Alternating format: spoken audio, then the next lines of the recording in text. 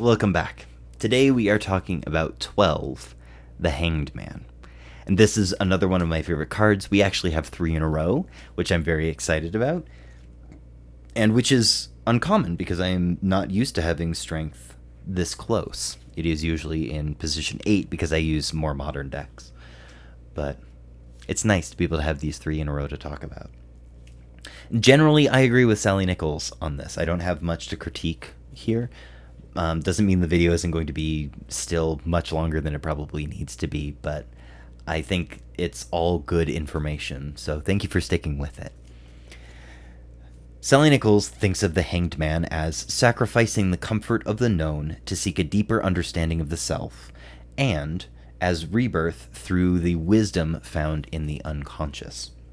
And I think she puts that second point very succinctly on page 222 in the sentence, "For the moment, and for some time to come, energies and insights dramatized in the previous cards will be sucked down into the unconscious to be deepened and expanded." And this is her just talking about the figure itself and this very symbolic inversion of consciousness, taking the head and putting it under the ground. Taking all of this conscious processing that you might do and allowing your unconscious to do most of the heavy lifting and not having to process it consciously, which is very similar to the second stage of Graham Wallace's theory of creativity. It's not the theory of creativity. It's the theory of creative process that I learned about a long time ago, but was introduced far longer, I think 1924. Anyway, it's basically that. The second stage of his theory of creative process is called incubation, and it's the idea of taking your creative idea and not focusing on it for a while, putting it into the unconscious to simmer and to form into a basic understanding that you can later refine through creative conscious thought. The other thing that Sallie Nichols wants us to think of this card as is sort of a threshold. This card represents that shift between childhood and adulthood. This is a point that she tries to make on page 217.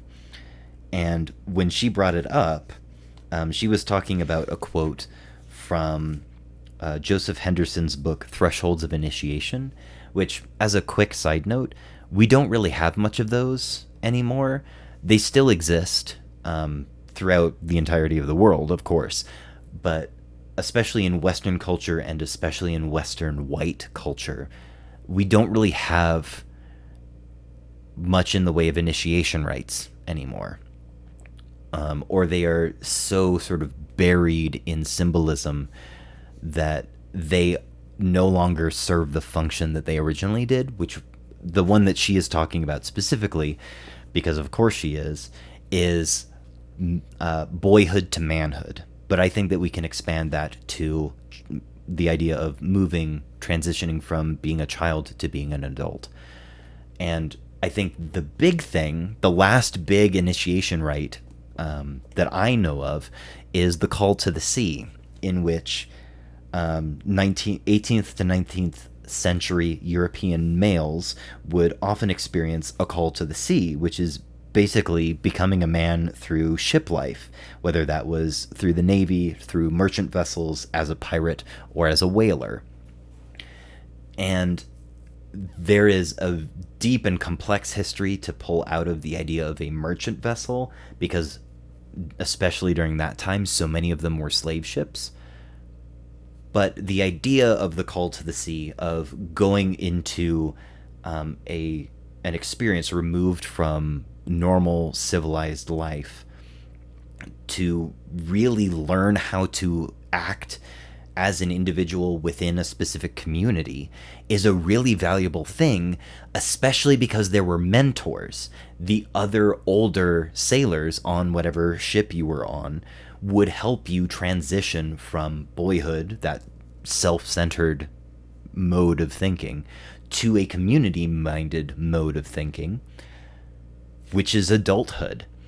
And especially in white Western culture, men of all of the demographics are most expected to have the answer and to know what's going on and to be able to produce things just by themselves.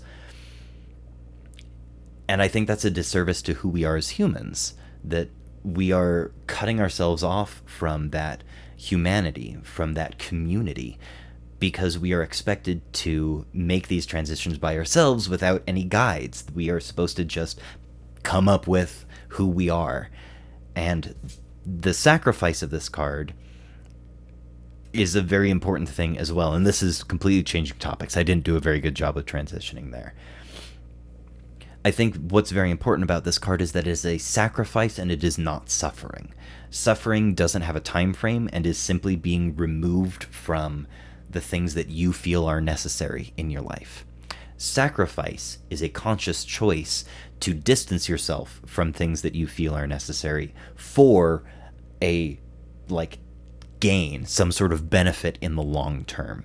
So it's a short-term commitment to remove yourself from something that is necessary in order to give yourself a better long-term experience. And I think this ties to religious ideology in two very important illusions. The first of which is Christ on the cross. The idea that that a religious figure sacrificed themselves for the good of all of humanity throughout all time. The other is one of my special interests and is the story of Odin learning the runes, and from that knowledge being able to create a writing system and also perform a particular type of magic. And the story goes a little something like this. Odin, who we know as Odin, is completely driven by the hunger for knowledge and wisdom. So, when he learned that the world tree, Yggdrasil, holds the secrets of the runes, he was consumed with learning them. He knew that the Norns, the Norse fates, would not simply give him this knowledge regarding runecraft, so instead, Odin decided to prove his worth with a sacrifice. He climbed up into the branches of Yggdrasil and hung himself head down, and he kept himself in place by taking his spear and impaling himself through the chest.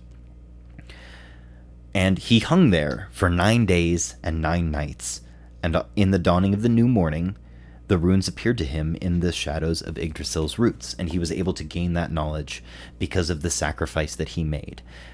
Obviously, not all of our sacrifices are going to be that dramatic. Most of our sacrifices should not be that dramatic.